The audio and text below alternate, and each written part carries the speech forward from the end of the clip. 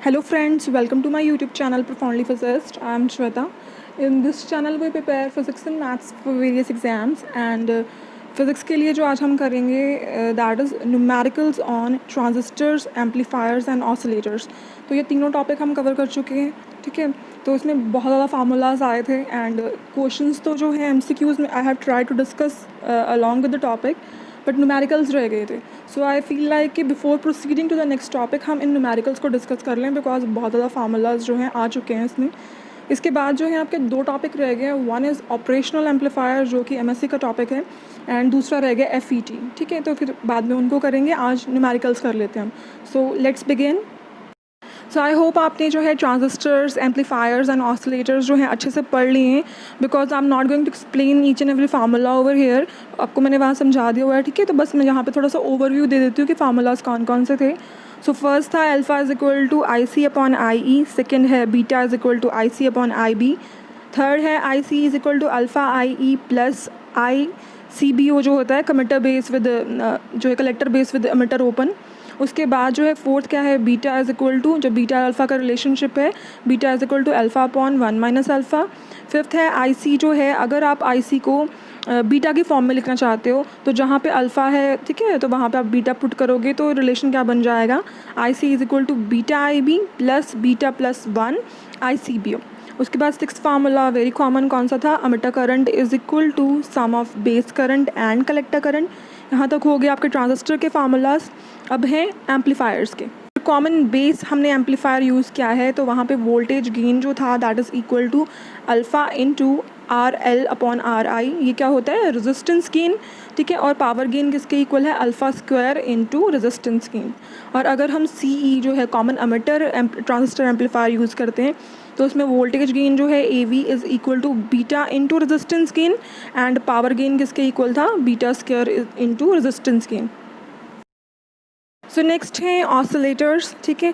तो tuned oscillator जो है उसका फार्मूला क्या था फ्रीक्वेंसी का, 1/2 pi square root of LC, ठीक है. तो अगर आपको ये फार्मूला याद है तो हार्टले में क्या है, हार्टले में आप ये याद रखना कि C एज सच रहेगा, जो इंडक्टेंस है वो ज़्यादा है, उसमें 2 इंडक्टेंसेस हैं और हमें पता है जब 2 इंडक्टेंसेस होंगी तो वहाँ पे म्यूचुअल इंडक्टेंस भी आ जाएगी. तो इस तरीके से आप हार्टले का फार्मूला याद कर लेना दैट C एज सच रहेगा. L2 है यहाँ पे, L ज़्यादा है तो क्या होगा, L1 plus L2 plus 2M आ जाएगा. जहाँ 2 इंडक्टेंस हैं वहाँ म्यूचुअल इंडक्टेंस ही होगी. उसके बाद था कॉलपिट ऑसिलेटर. मैंने कुछ समझाया था कि C से शुरू हो रहा है तो याद रखना C से है तो कैपेसिटेंस ज़्यादा होगी इसमें. तो इसमें देखो L ऐसा सच रहा, अगर आप ट्यून्ड का फार्मूला देखोगे तो कॉलपिट में कैपेसिटेंस अब 2 है यहाँ पे which is 1/C1 plus 1/C2, ठीक है. 3 फार्मूलाज हो गए.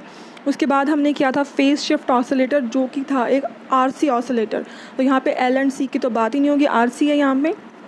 तो इसका फार्मूला क्या है, 1/2 pi RC square root of 10. I hope आपको सारे फार्मूलाज अच्छे समझ आ गए होंगे. सो करते हैं हम न्यूमेरिकल्स शुरू. फर्स्ट न्यूमेरिकल है, in a common base configuration alpha is equal to 0.95 the voltage drop across 2 kilo ohm resistance which is connected in the collector is 2 volt. find the base current. आपको IB calculate करना है. अब दिया क्या क्या है यहाँ पे, आपको जो है अल्फ़ा गिवन है, दूसरा जो है वोल्टेज गिवन है एंड जो है रेजिस्टेंस गिवन है. तो यहाँ पे आपको IB निकालना है. वोल्टेज एंड रेजिस्टेंस की हेल्प से आप जो है कलेक्टर करंट निकाल सकते हो. कलेक्टर करंट IC किसके इक्वल होगा, V अपॉन R. V कितना दिया है, 2 वोल्ट, R कितना है 2 किलो ओम. तो किलो का मतलब क्या होता है, 10⁻³ तो IC जो है वो कितना आ गया यहाँ पे, 1 मिली एम्पियर. उसके बाद जो है हमें क्या दिया, अल्फ़ा दे दिया हुआ है. अल्फ़ा हमें पता है किसके इक्वल होता है, IC अपॉन IE. तो यहाँ से हमें क्या मिलेगा, अमिटर करंट. तो अल्फ़ा दिया है 0.95, IC हमें अभी कैलकुलेट किया 1, तो IE यहाँ पे कितना आ जाएगा, 1.05 मिली एम्पियर, ठीक है. तो फार्मूला नेक्स्ट हमें पता ही है, जो अमिटर करंट होता है that is equal to the sum of base current and collector current. तो यहाँ से जो है अब हमने अमिटर करंट भी निकाल लिया 1.05 मिली एम्पियर, कलेक्टर करंट भी आ गया 1 मिली एम्पियर. तो यहाँ से आप बेस करंट निकाल सकते हो which is equal to 0.05 milli ampere. Clear हो गया ये इजी फार्मूलाज. तो सेकेंड न्यूमेरिकल है for transistor amplifier the collector load RL is equal to 2 kilo ohm and the input resistance RI is equal to 1 kilo ohm if the current gain is 50 calculate voltage gain. अब यहाँ पे आपको पता चलेगा कि आपने जो मैंने आपको थ्योरी पढ़ाई है आपने कितने अच्छे से वो की है, ठीक है। बिकॉज देखो यहाँ पे उन्होंने कुछ नहीं बताया कि ये कॉमन बेस है कि कॉमन एमिटर है। वोल्टेज गेन बोला निकालो, AV निकालना है, लेकिन फार्मूला कौन सा यूज़ करें, अल्फ़ा इंटू लोड रेजिस्टेंस आएगा कि बीटा इंटू लोड रेजिस्टेंस आएगा, कौन सा दोनों में से। तो यहाँ पे आपको पता ही है लोड रेजिस्टेंस देखो 2 किलो ओम है, इनपुट रेजिस्टेंस देखो 1 किलो ओम है। जब मैंने आपको एमिटर एम्पलीफायर जो ट्रांजिस्टर एम्पलीफायर्स करवाए हैं तब मैंने आपको उनकी जो है रेजिस्टेंस रेंज भी बताई है। तो उस रेजिस्टेंस रेंज के बेसिस पे आप डिसाइड करेंगे कि ये कॉमन एमिटर होगा कि कॉमन बेस होगा। और कॉमन एमिटर में हमने पढ़ा था जो उसकी जो रेजिस्टेंसेज हैं वो क्या होंगी, इंटरमीडिएट रेंज की। जहाँ कॉमन बेस की लोएस्ट एंड हाईएस्ट है तो यहाँ पे क्या थी, इंटरमीडिएट रेंज की थी रेजिस्टेंस। तो यहाँ पे क्या होगा, लोड रेजिस्टेंस है equal to 2 kilo ohm and जो इनपुट रेजिस्टेंस है वो है 1 kilo ohm which are intermediate between the common base and the common collector. इसलिए यहाँ पे कौन सा यूज़ होगा formula, common emitter transistor amplifier का। समझ लग गया कि रेजिस्टेंस के बेसिस पे आपने डिसाइड किया है यहाँ पे। तो अब रेजिस्टेंसेस गिवन है, करंट गेन गिवन है, you need to find out the voltage gain. और वोल्टेज गेन का फार्मूला क्या है for common emitter amplifier, AV is equal to beta into RL upon RI। तो बीटा हमें 50 दिया ही हुआ है, RL दिया है, RI दिया है, तो यहाँ से आप इजीली जो है वोल्टेज गेन फाइंड आउट कर सकते हो, ईजी। सो नेक्स्ट है third numerical, if alpha is equal to 0.99 find beta. तो ये क्वेश्चन तभी सॉल्व होगा अगर आपको अल्फ़ा एंड बीटा का जो है रिलेशन वो पता है। तो that is we know beta जो है is equal to alpha upon 1 minus alpha. तो अल्फ़ा तो हमें गिवन है 0.99, तो यहाँ से आप बीटा निकाल सकते हो ओनली देन अगर आपको ये रिलेशन आता है, ठीक है। सो उसके बाद तो rest is very easy. So fourth numerical है a certain transistor has alpha is equal to 0.98 and a collector leakage current of 1 milliampere. Calculate the collector and the base currents if emitter current is equal to 1 milliampere. तो हमें emitter current given है, यहाँ पे जो ICBO जिसकी collector leakage current की बात करते हैं वो गिवन है, अल्फ़ा गिवन है, और हमें फाइंड आउट करना है कलेक्टर एंड बेस करंट्स। तो अल्फ़ा कितना है 0.98, जो ICEO है जो लीकेज करंट है वो है 1 माइक्रो एम्पियर।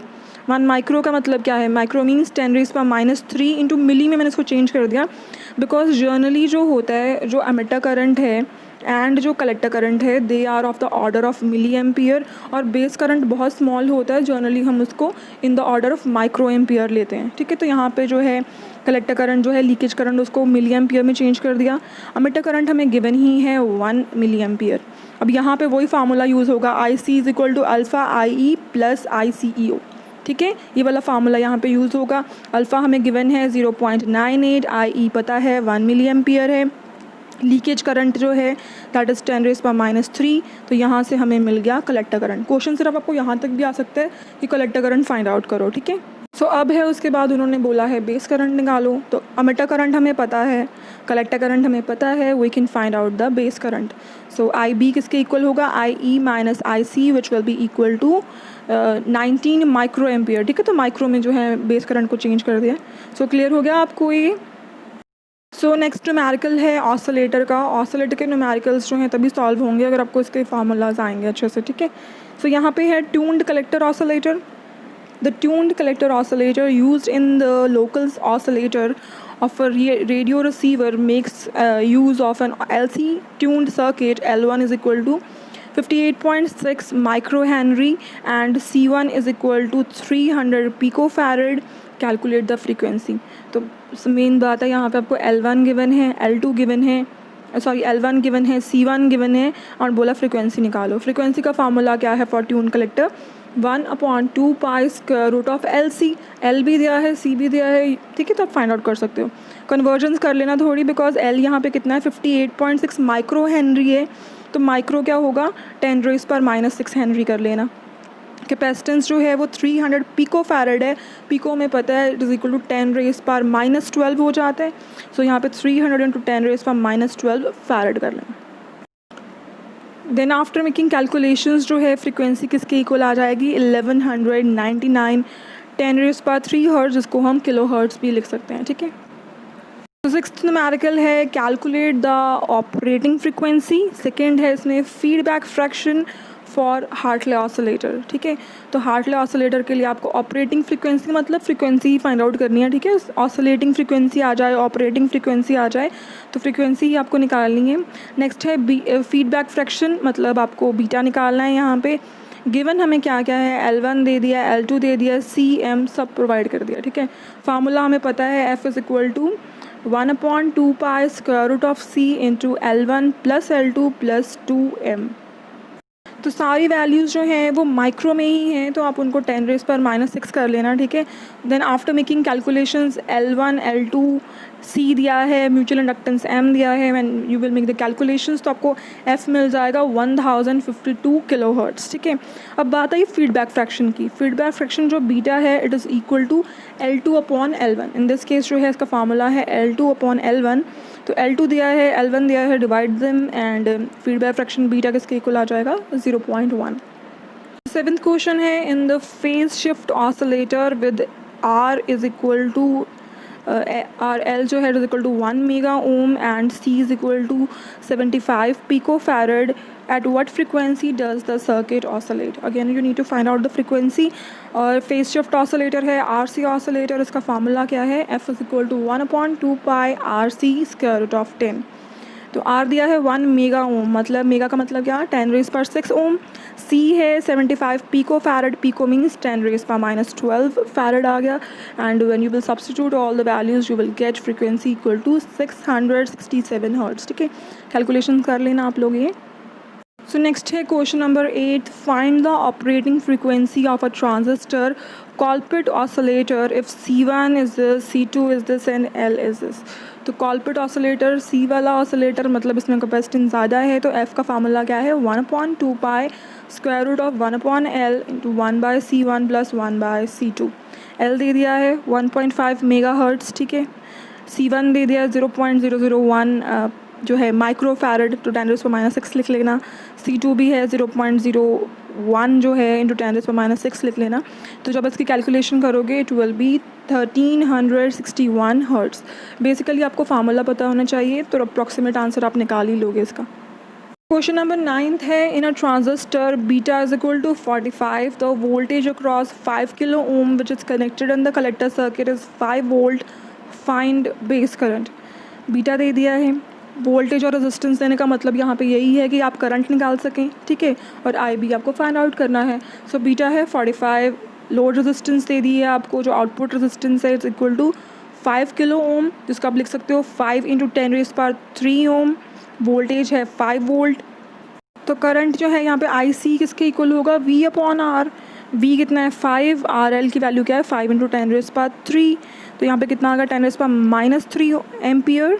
तो जो है कलेक्टर करंट वो कितना हो गया 1 मिली एम्पियर। डन। ये बीटा किसके इक्वल होता है IC/IB, ठीक है। तो यहाँ से आप जो है बेस करंट निकाल लोगे which is equal to collector current upon beta. Collector current अभी हमने निकाला है 1, तो बीटा हमें दिया है 45, तो यहाँ से बेस करंट कितना आ जाएगा 0.022 milli ampere. So question number 10 है our transistor with beta is equal to 74 is connected in the CB mode. What is the maximum collector current for IE means emitter current is equal to 5 milliampere. Beta दे दिया है आपको, emitter current दे दिया है and you need to find out the collector current, ठीक है। So इसका solution कैसे होगा, जो IE है, ठीक है, जो एमिटर करंट है वो 5 मिली एम्पियर हमें दिया है और एमिटर करंट हमें पता है that is equal to sum of base current and collector current. तो जो हमें बीटा दिया है, बीटा हमें पता है किसके इक्वल होता है collector current upon base current. तो यहाँ से आप बेस करंट निकाल लो, कितना आ जाएगा कलेक्टर करंट अपॉन 74। अब इस वैल्यू को जो है इसमें पुट कर दो, जहाँ पे है emitter current is equal to sum of base current and collector current. तो बेस करंट कितना आ गया collector current upon 74 plus collector current. तो यहाँ से जो है आप जो है कलेक्टर करंट निकाल सकते हो। कलेक्टर IC जैसे मैंने यहाँ कॉमन नहीं लिया, ब्रैकेट में क्या रह गया 1/74 + 1 जो कि हो गया 75/74। तो कलेक्टर करंट किसके इक्वल हो गया emitter current into 74/75। And finally we got collector current equal to 4.93 milli ampere. So that's all for today. I hope जो है आपको सारे न्यूमेरिकल्स, सारे फार्मूलाज, एवरीथिंग अच्छे से समझ आ गए होंगे. तो अगर ऐसा है तो लाइक कीजिए वीडियो को, शेयर कीजिए अपने फ्रेंड्स के साथ, and don't forget to subscribe my channel अगर अभी तक आपने नहीं किया है. Thank you everyone.